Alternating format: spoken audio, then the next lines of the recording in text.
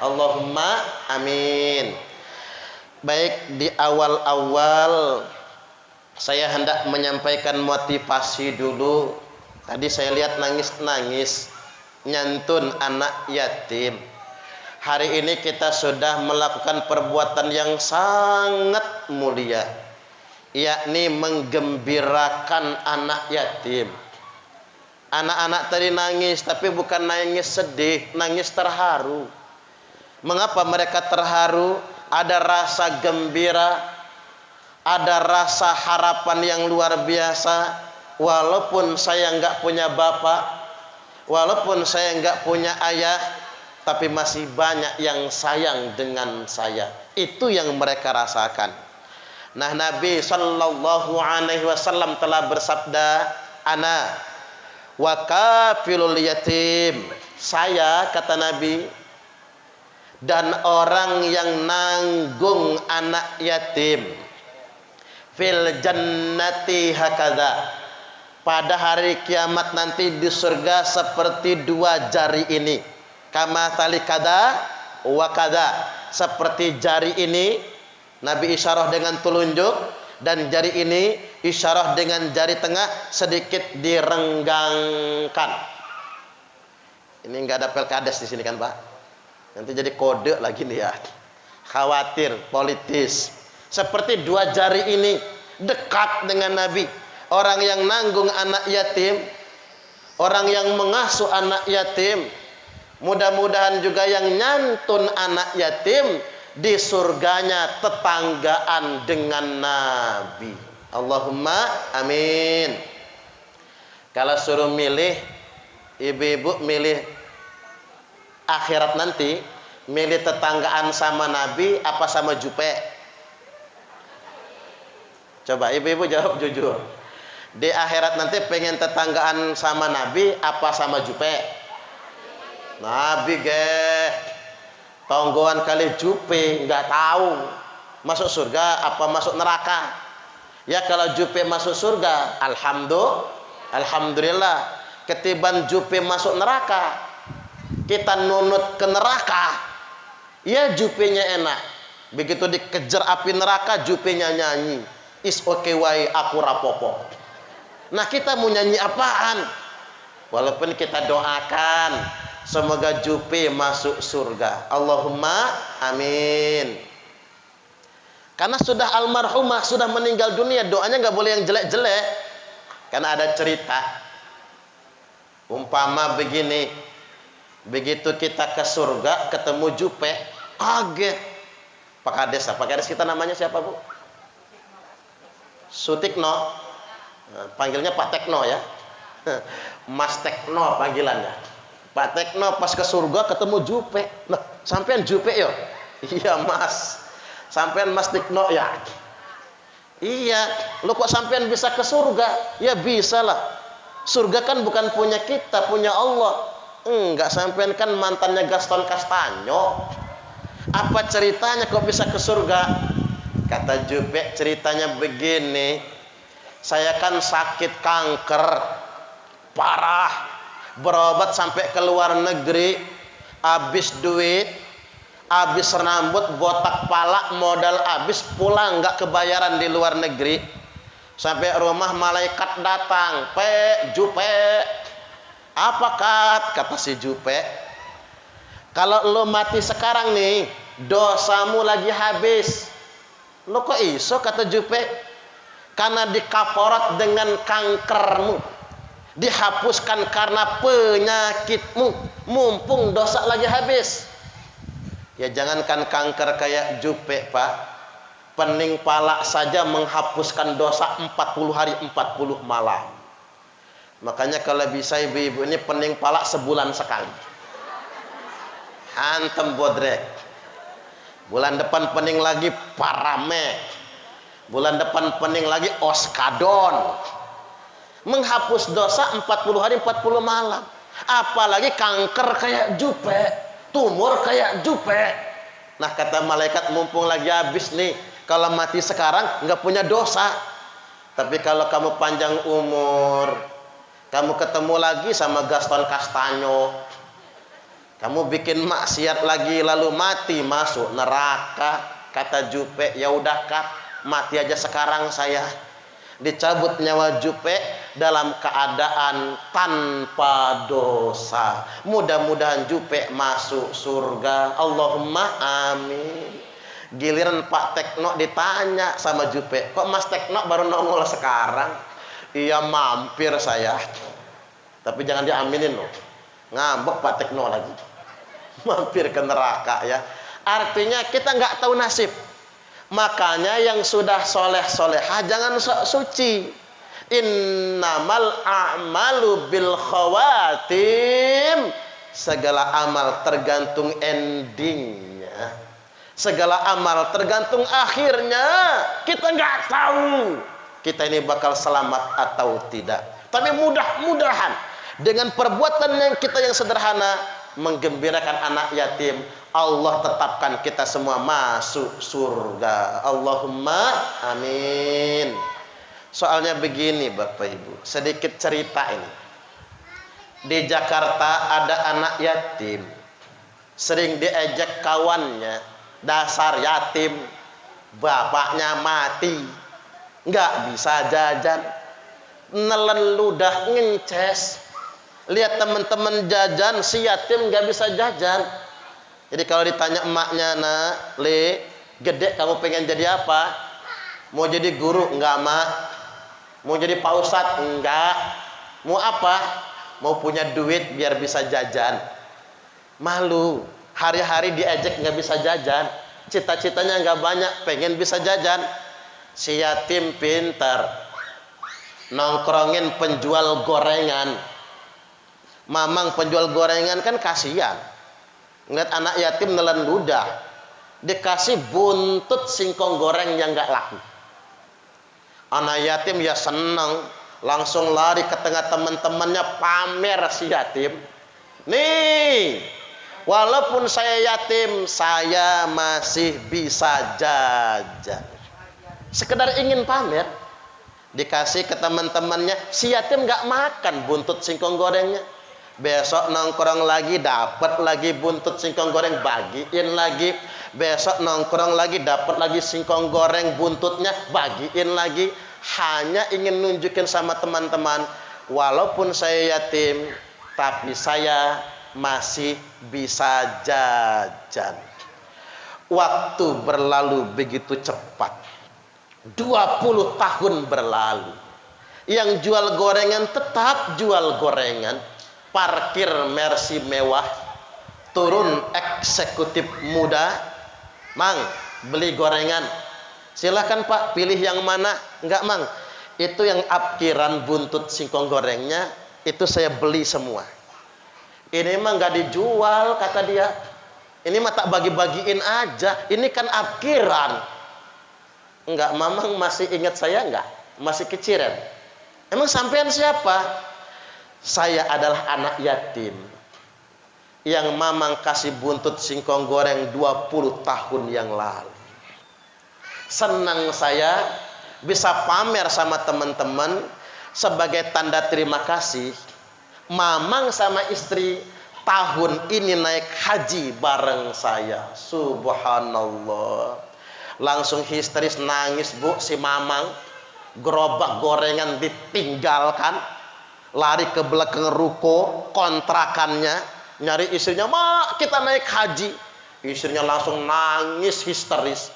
Kata istrinya, Pak, coba jangan buntutnya dulu yang dikasih. Gini kan kita jadi malu.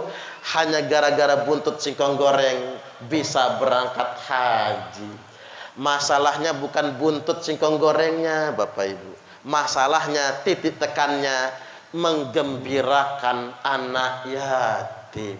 Makanya panjenengan yang sudah menggembirakan anak yatim, berwasilah dengan amalia kita hari ini, saya doakan kita semua masuk surga. Allahumma amin. Nah, nek iso kalau bisa nanggung, menanggung, bukan cuma nyantun. Karena kalau nanggung itu diasuh, dibina, disekolahkan sampai si yatim mandiri. Itu yang lebih hebat. Lebih hebat lagi kalau yatimnya tinggal bersama kita. Karena rumah yang paling mulia di muka bumi ini bukan istana presiden, bukan rumah jabatan gubernur, bukan rumah jabatan wali kota bupati. Rumah yang paling mulia di muka bumi ini, rumah yang di dalamnya ada anak yatim. Makanya hebat kalau ada yang sanggup nyantun, nanggung, ngasuh anak yatim. Karena nggak mudah Bapak Ibu. Istrinya mau, suami ngedumel, nambah anggota keluarga, beban suami nambah.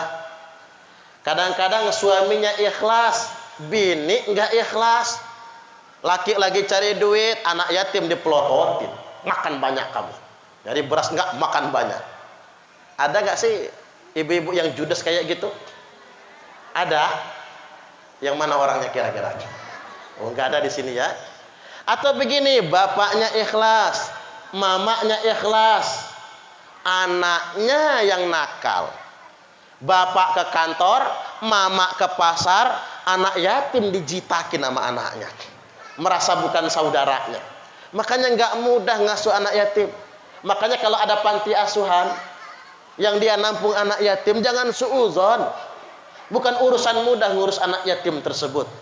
Oleh karena itu Bapak Ibu, mudah-mudahan sekali lagi yang sedia merawat anak yatim, membiayai sekolahnya, membuat anak yatim sampai mandiri, mudah-mudahan barokah dunianya, selamat di akhiratnya nanti. Allahumma amin, amin ya rabbal alamin. Bu, kita ini belajar di masa pandemi kemarin, yakni belajar peduli dengan sesama. Yakin bahwasanya manaqasat shadaqatum mimmal. Sedekah itu tidak akan pernah mengurangi harta. Setuju nggak kira-kira? Bal yazdad, malah semakin ditambah dan semakin ditambah. Saya ini ditegur Bapak Ibu. Ustaz, dakwah yang sebenarnya bukan di mimbar. Iya juga ya. Dakwah yang sebenarnya bukan pas megang mikrofon. Dakwah yang sebenarnya itu ada di tengah-tengah masyarakat yang lemah. Oh ya, silakan. Karena begini Bapak Ibu. Kalau dakwah itu pas megang mikrofon, Pak, bar ceramah, pasti disangoni. Kalau panitia lupa, dianterin ke rumah. Kalau dakwah itu di mimbar, coba lihat sekarang. Semua khotib habis khutbah pasti disangon. Gitu begitu. Apalagi ceramah khotib di masjidnya Pak Haji Zainal Abidin, begadang. Khutbah gopek 500.000. Khutbah cuman 10 menit 500.000. Padahal namanya Jumatan itu kan wajib, betul nggak kira-kira? Yang wajib saja diduitin Pak, disangoni. Maka dakwah yang sebenarnya bukan di mimbar khutbah, dakwah yang sebenarnya bukan di mimbar ceramah. Ini cuman syiar. Dakwah yang sebenarnya ada di tengah-tengah masyarakat yang lemah. Jadi Islam ini jangan sampai kehilangan kepedulian sosialnya. Kalau kata Syekh Abdul Qadir Al-Jailani, sesuap nasi yang engkau masukkan ke dalam perut orang yang lapar itu lebih baik daripada membangun 1000 masjid jamiah. Bu, kopinya nggak usah dilihat. Pengen ngopi juga ya? Oh, saya juga nggak bisa ngopi, ceramah saya ingat. Oke, lanjut. Sesuap nasi yang engkau masukkan ke dalam perut orang yang lapar itu lebih baik daripada membangun 1000 masjid jamiah. Berhentilah dulu Pak, orang Islam itu bongkar pasang masjid. Ini kan dapat gusuran jalan tol ya. Ini udah bagus kan? Awas kalau dibongkar pasang. Kan Nabi sudah ingatkan, la taqumus sa'ah hatta yatabahan nasu fil masajid. tidak akan terjadi hari kiamat. Sehingganya manusia berlomba-lomba mempermewah masjid, berlomba-lomba mempermegah masjid. Nabi juga nggak suka bongkar pasang, bongkar pasang, bongkar pasang. Masjid kita megah, tapi ingat, ada tetangga masjid nggak kebeli beras, ada tetangga masjid yang nggak bisa kebayar SPP sekolah, ada tetangga masjid yang tidak bisa bayar daftar ulang sekolah. Ya Pak ya. Makanya masjid umat Islam tidak boleh kehilangan kepedulian sosialnya. Ada kata-kata orang bijak begini. Orang kaya bolak-balik umroh dengan alasan rindu rumah Allah. Padahal Allah lebih rindu dengan orang kaya yang berbagi dengan fakir miskin. Iya juga ya Pak. Umrah itu mahal. Umrah sekarang itu dimurah-murahkan salawe juta. Mbok iyau kalau sudah pernah umroh, ya jangan keseringan. 25 juta bagiin ke tetangga, luar biasa. Ketika tetangga nggak mampu. Apalagi banyak janda-janda. Di Kalisari ini banyak janda nggak? Banyak. Masih muda nggak jandanya? Masih ya. Ada rondo anyaran, ada rondo lansia ya. Cuman begini, janda-janda ini tidak menikah lagi. Karena ngapa? Demi anak-anaknya. Itulah bedanya laki-laki sama perempuan. Mengapa lebih banyak janda daripada duda? Karena kalau duda nggak tahan Pak. Ada kakek-kakek di kampung saya umur 70 tahun, bininya mati duluan. Belum nyampe 40 hari dikubur si kakek demam menggigil. Demamnya pakai suara lagi. Sampur nangis. Anaknya ngurus, kata anaknya, Mbak nak pecel, enggak katanya, enggak mau. Mbak nak bakso, enggak mau. Mbak nak sate, enggak mau. Mbak nak kawin lagi, katanya. Oh, saking aunya. Itu laki-laki. Makanya ibu-ibu, bapak-bapak, penting sekali. Tapi saya perlu sumbang saran. Nek nyantun yatim kalih rondo, jangan sendirian Pak, mesti bawa temen. Takut salah. Terutama Pak Tekno lah ya, karena Pak Kades. Dana desa lagi cair Pak, jenengan ujuk-ujuk datang sendiri. Apa kata yang disantuni? Makasih Pak Kades. Pak Kades memang baik. Minggu pertama, bulan depan nyantun lagi. Terima kasih Pak Kades. Enggak ada yang perhatian sama saya kecuali Pak Kades. Nah, nambah tuh. Bulan ketiga datang lagi. Terima kasih Pak Kades. Coba anak saya punya bapak kayak Pak Kades. Nah, selesai urusan. Makanya harus mendampingi. Bu Kades mana Bu Kades? Mana? Wah, ingat Bu Kades ya. Bu Kades mana tadi? Mana? Nah, ingat Bu Kades. Temenin terus. Subhanallah. Manes-manesin saya ini. Artinya Bapak Ibu rahimakumullah, kepedulian akan sesama. Wallahu fi aunil abdi, maka al abdu fi auni akhihi. Dan Allah akan senantiasa menolong hambanya selama hambanya mau menolong saudaranya sendiri. Bapak-bapak, ibu-ibu rahimakumullah. Nah, pada kesempatan kali ini momentum bulan Muharram Hijriah, saya hendak menyampaikan nasihat. Yuk kita semua hijrah. Hijrah kita sekarang, man hajaro ma haramallahu alaih, orang yang meninggalkan segala sesuatu yang diharamkan oleh Allah.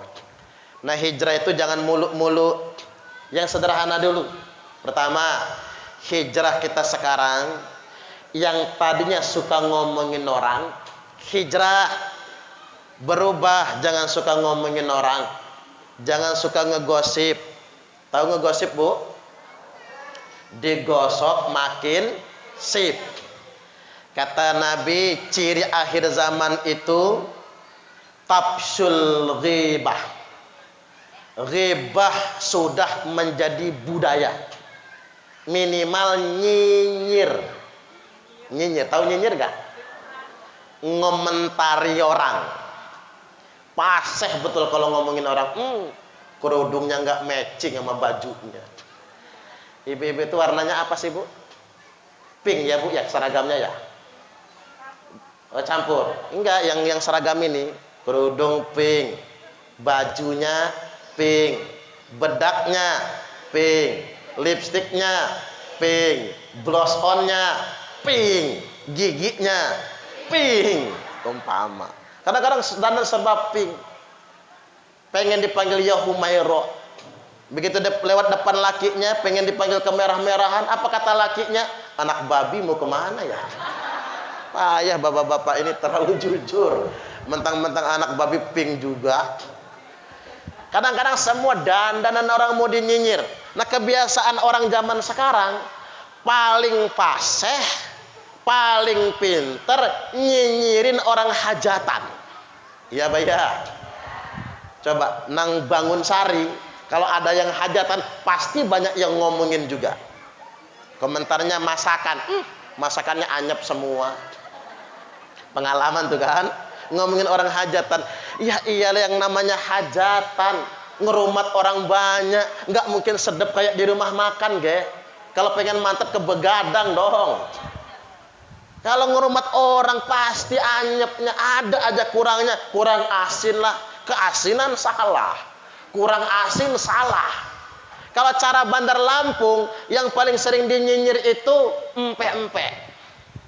Wayanya hajatan, iya sih, empek-empeknya enak, tapi setengah jam udah habis. Dasar yang hajatan pelit, padahal yang hajatan Pak Kades. Waduh, panas kuping. Karena panas kuping, belajar. Hajatan berikutnya yang hajatan Pak Babin. Nggak mau diomong orang, hajatannya empek-empeknya banyak karungan, cukanya emberan, biar nggak cepat habis. Dari pagi sampai sore ke malam besoknya nggak habis-habis. Apa nggak diomong? Masih ada omongan. Iya sih, empek-empeknya banyak, cukanya emberan, nggak habis-habis, cuman nggak ada rasa. Mulut cangkem itu loh, nggak ada rasa, cuman acik campur bawang putih. Sadis omongannya. Yang hajatan berikutnya mikir kita harus pesan pempek yang enak ini, pesan candy dari Palembang, sikok bagi dua. Tidak naik jogoki itu sama-sama. Pesan candy bermerek banyak, mahal juga nggak apa-apa, biar nggak diomong orang. Apa orang berhenti ngomong masih diomong juga. Iya sih, empek-empeknya mantap, cukanya sedap, enggak habis-habis sampai malam. Tapi sing nunggoni pondokannya itu loh, matanya melotot aja, kayak enggak ikhlas kalau diambil. Apa sih yang nggak bisa diomong? Padahal bukan matanya melotot loh, Bu, emang belok dari sononya. Jadi kita aja yang banyak ngerasa. Hati-hati kali nyinyir. Nyinyir itu bisa naik jadi gibah. Wal ghaibatu asyaddu minaz zina. Gibah lebih kejam daripada berzina. Lo kok iso? Kalau orang berzina, hari ini dia zina, besok dia tobat, nyesal, berjanji tidak akan mengulangnya lagi, cash tunai, dosanya diampuni, tobatnya diterima. Tapi jangan dicobain ya Pak. Kalau jenengan lagi begitu mati nggak tanggung jawab saya. Ini umpama kan. Tapi kalau orang ngegosip, ngomongin orang, belum diterima taubatnya, belum diampuni dosa-dosanya, sebelum dia minta maaf dengan orang yang digosipin. Inilah masalahnya. Jenengan gosipin tetangga, terus sadar minta maaf, Bu, nyuwun ngapura. Emang apa? Saya kemarin ngegosipin ibu. Emang kamu ngegosipin saya apaan? Kok omongin ke orang-orang, ibu itu matanya belok, lubang hidungnya mekar, bibirnya doer, nggak jadi maaf-maafan, langsung dikampleng. Ini masalahnya. Makanya jaga lisan. Seandainya kita ngomongin orang itu tidak sesuai dengan fakta, itu namanya fitnah.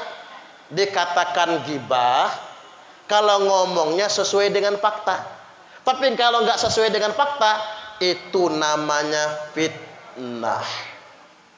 Wal fitnatu asyaddu minal qatli. Fitnah itu lebih kejam daripada pembunuhan. Hati-hati sama fitnah. Ada santri tanya sama Pak Yai, Pak Yai, ngapa sih kita nggak boleh fitnah? Jawabnya begini Bapak Ibu. Kata Pak Yai, ambil kemoceng. Bu,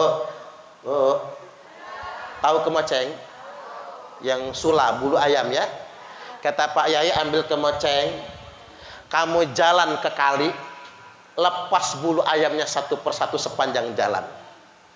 Udah habis sampai kali, kamu balik lagi, kumpulkan bulu ayam yang sudah dilepas.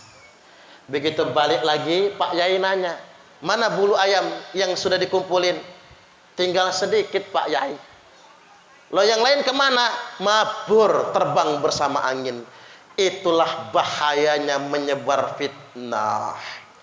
Saat engkau sebarkan, gampang nyebar fitnah itu. Nge-share di grup WhatsApp, bagikan di Facebook, bagikan kemana-mana. Saat engkau sadar, itu adalah fitnah. Saat engkau ingin memperbaikinya lagi, hanya sedikit sekali hasilnya. Maka hati-hati dengan fitnah. Wal fitnatu asyaddu minal qatli. Fitnah itu lebih kejam daripada pembunuhan. Loh kok bisa? Karena kalau membunuh, maktul, orang yang dibunuh masuk surga dia gara-gara dibunuh. Tapi kalau orang yang difitnah, jasadnya masih hidup, orangnya masih ada, nyawanya masih ada, tapi kehormatannya mati. Kepalanya tertunduk ke bawah saking malunya gara-gara fitnah. Oleh karena itu fitnah lebih kejam daripada pembunuhan. Hijrah kita yang pertama sekarang adalah berhenti nyinyir, berhenti ngegosip, berhenti menyebar fitnah. Insya Allah bijaksana menggunakan media sosial. Kalau informasi negatif jangan disebar-sebarkan. Jangan gampang percaya, karena itu menjadi dosa jariah nantinya. Itu yang pertama. Hijrah kita yang kedua sekarang adalah yang belum sholat, jadi tambah rajin sholat. Insya Allah. Mula-mula tertib dulu waktunya. Jangan kayak kata orang, sholat zuhur mepet asar, asarin numbur maghrib, maghribnya mentok isya, isyanya ketiduran, subuhnya kesiangan. Ada bapak-bapak subuhan niatnya begini, usalli fardhu subhi raka'ataini mustaqbilal qiblati kodoan lillahi ta'ala. Lah kodoan Pak jam 8 salat subuhnya. Berarti ngaji Pak. Kalau udah ngerti kodoan ngaji berarti. Ibu nyusul, apa kata istrinya? Usalli fardhu subhi raka'ataini mustaqbilal qiblati, kesiangan lan kawanan lillahi ta'ala. Lu kok kawanan Bu? Jam 9 salat subuhnya. Nanti anaknya niru. Apa kata anaknya? Usalli fardhu subhi wal zuhri wal asri wal maghribi wal isya'i, keroyokan, oplosan lillahi ta'ala. Hancur salatnya, dioplos. Walaupun saya mending ada salatnya. Yang lebih hebring orang Jakarta, subuh maraton, zuhur ke salon, asar main badminton, maghrib mainin handphone, isya nonton sinetron, mati kena smackdown malaikat Israel. Sekarang nggak muluk-muluk Bapak Ibu. Hijrah kita sekarang adalah, yuk yang belum tertib sholatnya tertib, yang belum ke masjid, yang masih diundur-undur tepat waktu. Insya Allah hijrah yang sederhana, nggak muluk-muluk. Jangan pula hijrah yang salah, ngakunya hijrah, tiba-tiba celananya langsung cingkrang, jidatnya nganti kapalan, waktu sujud diurak-urak, cepet hitamnya itu. Kemudian sangar, serem. Tadinya murah senyum, enggak senyum. Kan ada ya, Pak Yahya Munirul Ikhwan. Kita survei orang-orang hijrah tapi serem. Matanya tajam. Tadinya tegur sapa enggak mau, tadinya suka salaman enggak mau salaman, tadinya suka ngobrol enggak mau ngobrol, serem. Saya jadi bingung, ini Israel apa bukan kira-kira? Kok serem sangat? Jadi kalau ada orang yang ngaku hijrah tiba-tiba sangar, tiba-tiba suka membid'ahkan orang, tiba-tiba suka mengkafirkan orang, ada yang salah dengan hijrahmu. Ada yang salah dengan pemahaman keislamanmu, ada yang salah dengan keimananmu. Bukan begitu. Hijrah jangan dibuat ribet, ge. Hijrah itu ya begini, hijrah adalah proses yang tidak akan pernah berhenti, memperbaiki diri. Maka minimal jaga sholat. Kan ada hadis qudsinya, tafarragh li'ibadatik, lapangkanlah waktu untuk menyembahku, kata Allah. Amla'u sadraka ghinan, kupenuhi dadamu dengan kekayaan. Ini hadis qudsinya keren. Allah enggak bicara begini.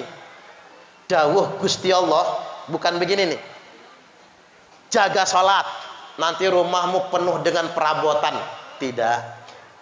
Jaga sholat, nanti lemarimu penuh dengan tupperware. Tidak. Jaga sholat, nanti kepenuhi halamanmu sama parkir mobil. Tidak. Tapi jaga sholat, nanti kepenuhi dadamu dengan kekayaan. Karena kaya itu di sini. Laisal ghina an kathratil arad, walakinnal ghina ghinan nafsi. Bukanlah kaya raya itu karena kalian banyak perhiasan. Bu, sumuk enggak? Sabar ya. Resiko kerudungan. Sehat kok malah, Bu. Ya sekali-kali daripada molor ya. Saya tanya kalian jenengan. Jenengan suka perhiasan? Suka emas? Emas kawin lagi? Enggak suka. Saya tanya juga, ada enggak perempuan yang enggak suka perhiasan? Ada enggak? Ada. Perempuan mau mati, baru dia enggak suka perhiasan. Jadi yang namanya perempuan itu kodrati, suka perhiasan. Cuman saya perlu sampaikan, Kanjeng Nabi sudah menegaskan, orang kaya itu bukan karena perhiasan banyak. Apa orang kaya itu nek kondangan, 5 jari dipasangin cincin semua, bawa tasnya aja begini. Ada nggak di Kalisari? Ada kan? Wayahnya masuk tarup digoyang-goyang, tuing tuing tuing. Apa itu orang kaya? Bukan.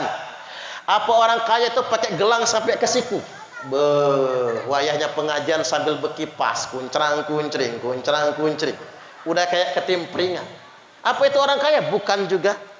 Apa orang kaya itu pakai kalung gede banget? Saya pernah ngisi ceramah ikatan istri pimpinan titik-titik.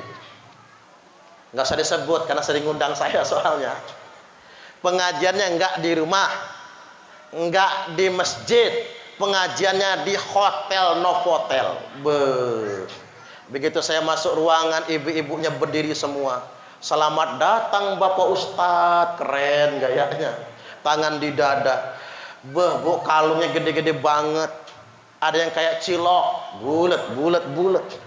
Ada yang kayak somai. Ada yang liontinnya tuh segede pentolan bakso setan. Itu kalau digawak kondangan nunduk badannya. Ngapa Bu sakit pinggang? Bukan, keberatan kalung saya mah. Nah, apa itu orang kaya? Bukan juga. Walakinnal ghina ghinan nafsi. Tapi kaya yang sebenarnya, kaya yang sesungguhnya, kaya jiwa kalian semua. Kaya itu di sini. Bukan kaya yang membuat Anda bahagia, tapi rasa bahagia yang membuat Anda kaya. Bukan kaya yang membuat Anda bersyukur, tapi rasa bersyukurlah yang membuat Anda jadi kaya. Bu, syukur nggih? Syukur. Imra'atan qani'atan lillahi wa li zawjiha. Wanita yang qanaah sama Allah, qanaah nerimo sama suami, masuk surga semua. Makanya kalau jenengan pengen masuk surga, tak ajarin.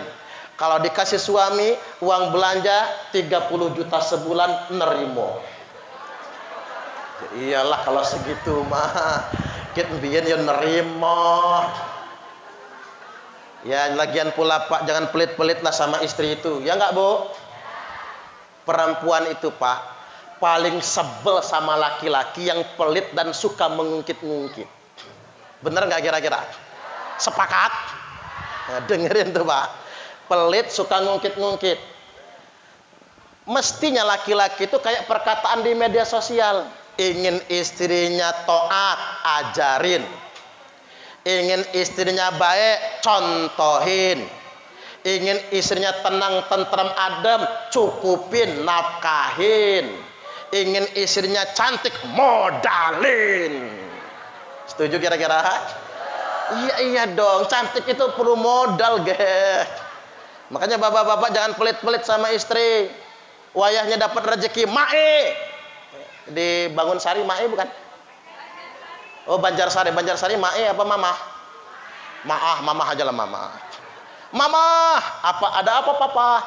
Sini dulu, nanti papa, mama sedang membersihkan teletong. Nah, sudah selesai mama, sudah papa. Kok tumben papa manggil mama? Mama duduk. Kirain mau apaan? Duduk mama. Rogoh kantong kanannya. Banting 15 juta. Jeleger.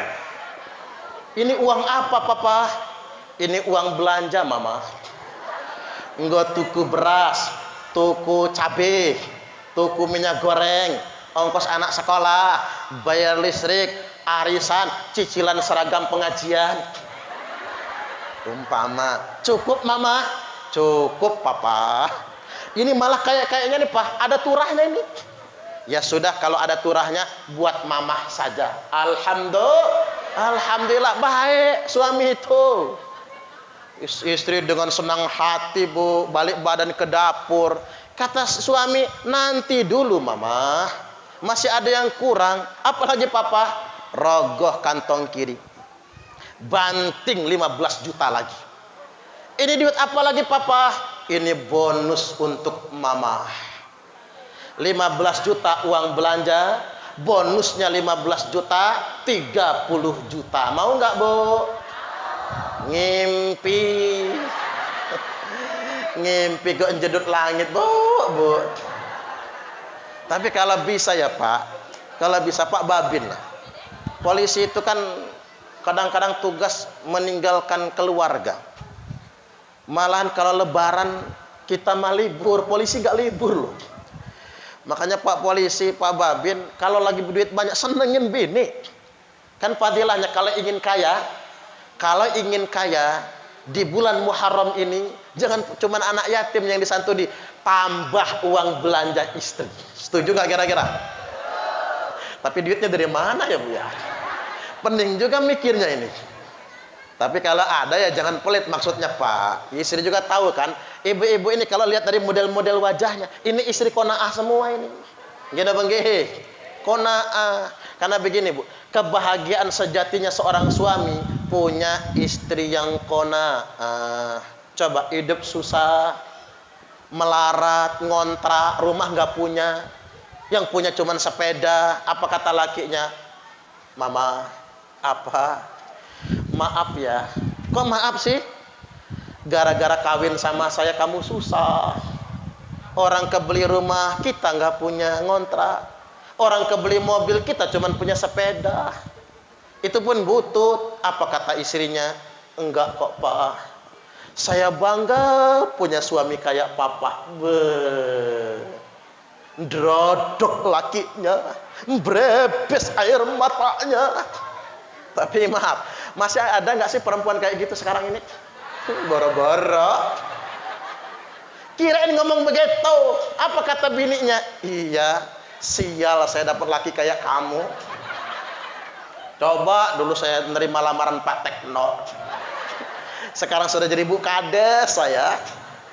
Kadang-kadang begitu, makanya banyakin syukur. Balik lagi, jaga sholat.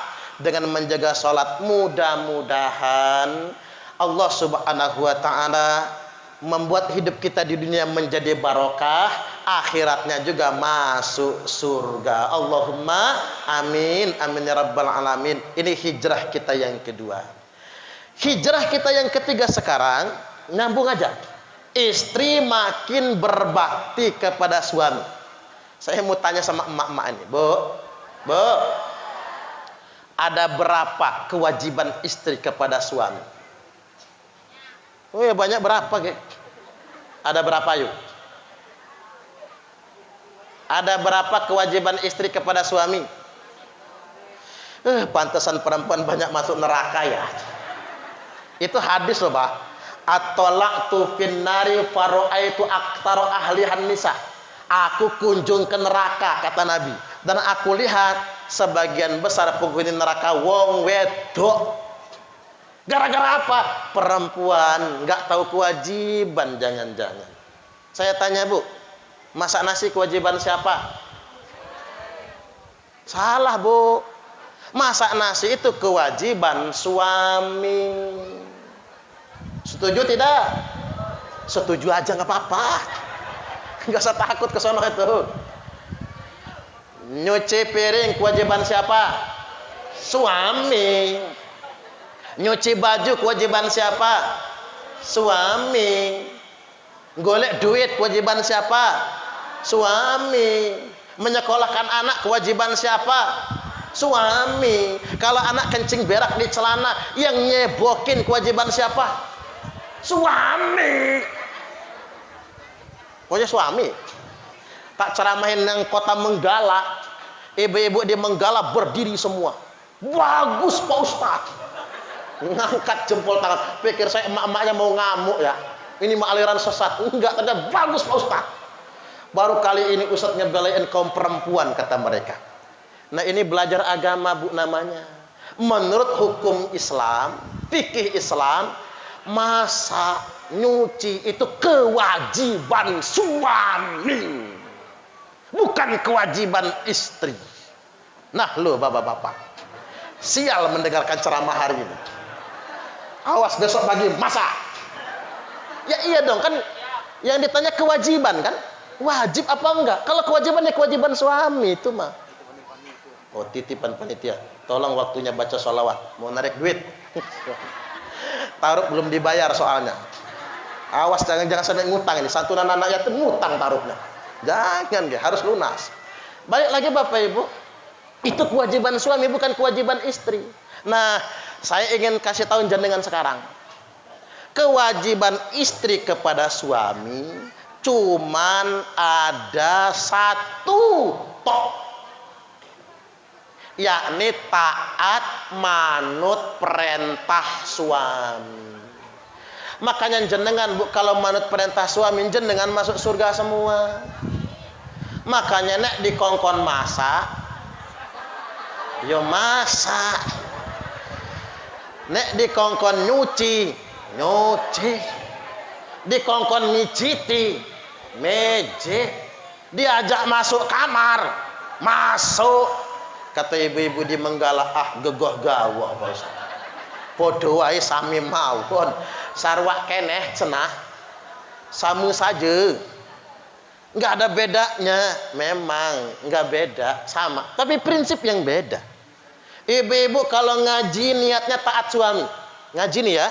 Jangan enggak pahami. Mangkat ngaji taat suami. Masak karena taat suami. Nyuci baju karena taat suami.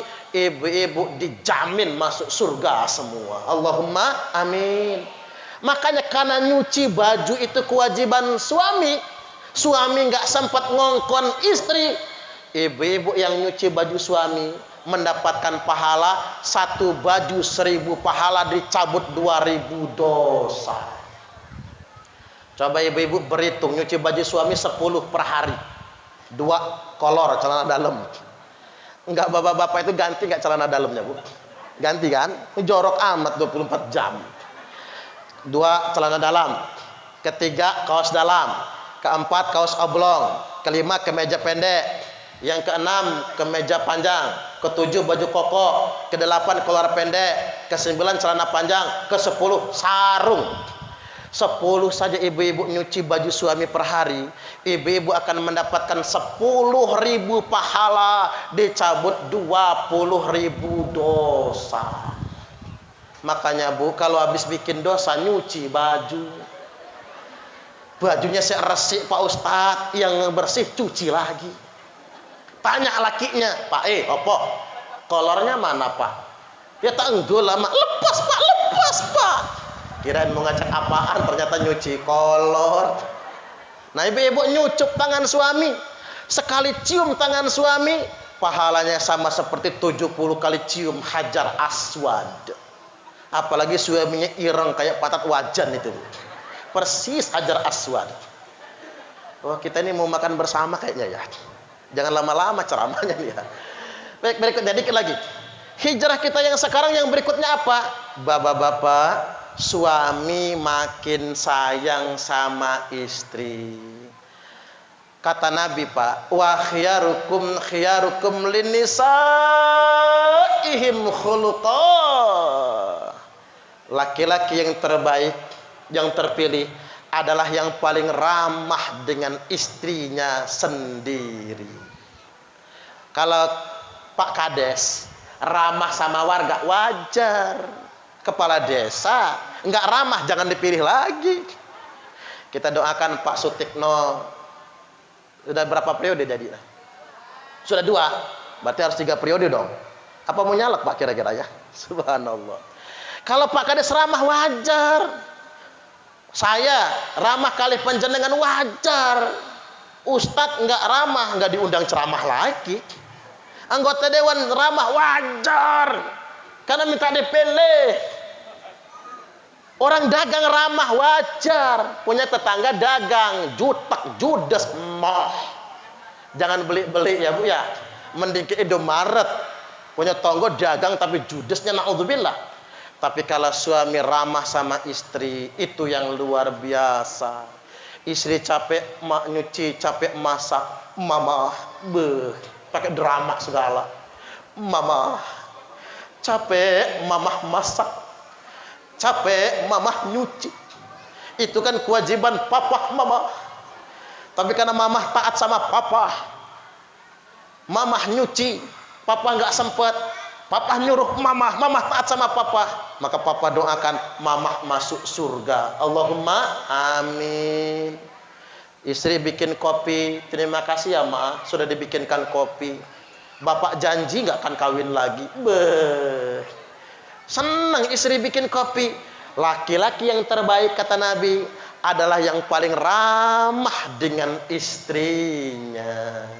Makanya Pak, laki-laki hebat di luar sana, terhormat, dibangga-banggakan orang banyak, idola yang mengidolakannya juga banyak. Tapi kalau di rumah dia merendahkan istrinya sendiri, dia bukan laki-laki yang terhormat.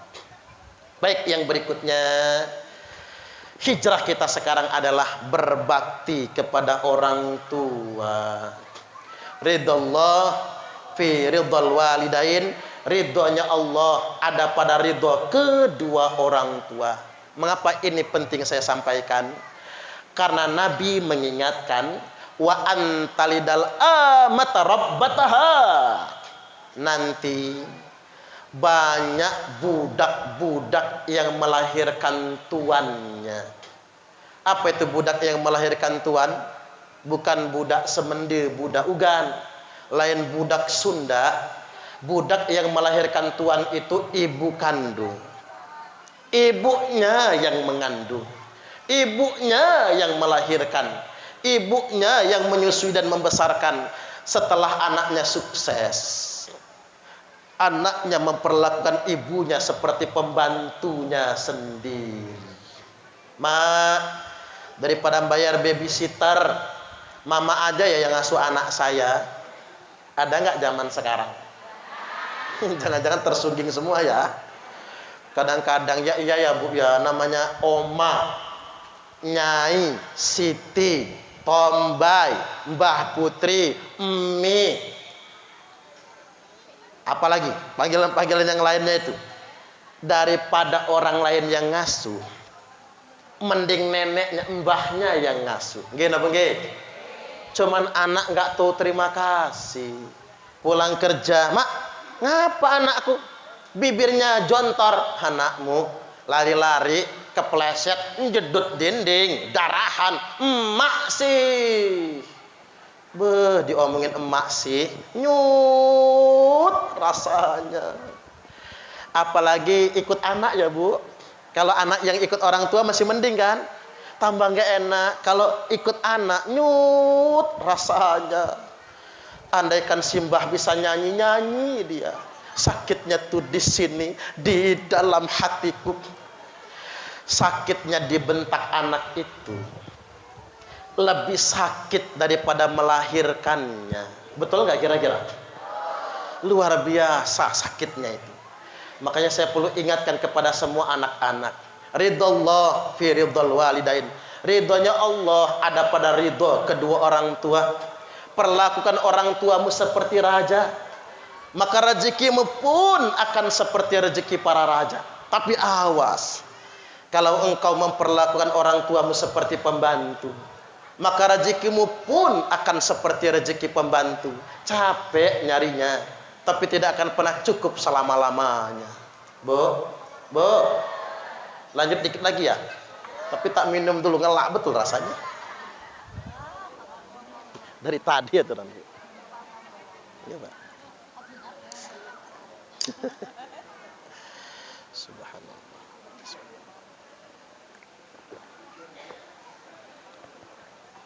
Seger ya Bu.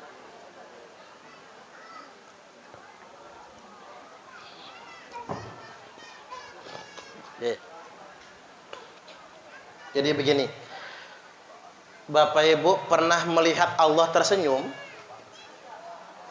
Pernah ngelihat Gusti Allah tertawa? Belum kan? Nah, buat anak-anak Rismawan Rismawati, ini Pak Ustadz kasih tahu. Kalau sampean pengen melihat Allah tertawa, sampean ingin melihat Allah tersenyum, buatlah orang tuamu tersenyum dan tertawa. Maka sama saja engkau sudah membuat Allah tertawa dan tersenyum. Karena orang tua adalah Tuhan kedua. Ibu saya berkata, cuman ibu saya ini nggak bisa bahasa Indonesia, bisanya bahasa Inggris. Kata ibu saya, ame anak lemah, umak dek denak minta. Ame anak sare, umak nangis siang malam. Ini bahasa Inggris Kingston. King itu raja, stone itu batu, batu raja. Saya terjemahkan, ame anak lemah, umak dek denak minta. Ne anake seneng, ne anake sugih. Kalau anaknya kaya, ibu nggak pengen minta. Betul nggak Bu? Tapi kalau dikasih ya mau. Tapi ya jangan ditawarin atuh. Anak sekarang payah ya Bu, pinter-pinter tapi goblok. Sekolahnya tinggi-tinggi, nelpon, "Mae, nopole?" Masih punya duit? Masih, Nak. Masih cukup nggak? Cukup. Nggak, Mama ngomong aja. Mau dikirim lagi nggak? Nggak usah, Nak. Lo ngapain nanya? Payah. Dasar geblek ya Bu ya. Kalau mau ngasih orang tua tuh nggak usah ditanya, kasih aja. Yang namanya orang tua pasti pintar bohong sama anak. Hidup susah, makan susah. Suatu hari dapat besek dari tetangga, isinya rendang Padang. Semuanya disuapin ke anaknya. Anaknya tanya, "Mama nggak makan rendang?" "Nggak, Nak, Mama nggak suka rendang." Padahal sambil nyuapin klek-tek. Mamanya nasi putih doang, anaknya makan pakai rendang. Demi anak, nggak ada yang bisa mengalahkan ketulusan seorang ibu. Sebaliknya kata ibu saya, ame anak sare, umak nangis siang malam. Tidak ada yang bisa mengalahkan ketulusan ibu. Anak susah, siang malam ibu menangis. Maaf ya Pak, setulus-tulusnya suami, iyalah kalau belum nikah lagi ada maunya. Woi, aku tidak bisa hidup tanpa kamu. Begitu cintanya ditolak, langsung naik flyover Natal, the fly to the sky. mau mabur ke atas malah nyungsep ke bawah. Itu belum dapat. Tapi begitu sudah dapat, bininya masuk angin minta kerokan, malah kena genta. Sebaliknya Pak, maaf ya Bu, bini punya laki cerewet, stroke, bengek, prostat bocor kelep, asam urat rematik tapi cerewet. Bini telat ngambil anduk marah, bini telat bikin teh marah, bini sambil ngaduk teh ngebatin. Kapan matinya orang satu ini? Percayalah sama saya Pak, kalau jenengan kayak gitu modelnya. Nah maka dari itu Bapak Ibu hadirin wal hadirat rahimakumullah, ndak ada yang bisa mengalahkan ketulusan seorang ibu. Kata orang gunung itu tinggi, tapi setinggi-tingginya gunung tetap ada puncaknya. Lautan itu luas sekali, tapi seluas-luasnya lautan tetap ada tepinya. Namun kasih ibu tidak akan pernah berpuncak, kasih ibu tidak akan pernah bertepi. Kasih ibu kepada beta tak terhingga sepanjang masa, hanya memberi, tak harap kembali, bagai sang surya menyinari dunia. Satu-satunya manusia yang hanya memberi dan tak pernah harap kembali. Baik, kita musalawatan dulu. Siapin infak terbaiknya. Kalian jenengan lupa bawa duit, maka bisa lepas anting-antingnya. Kan gitu. Anting-antingnya, gelangnya silahkan. Baik.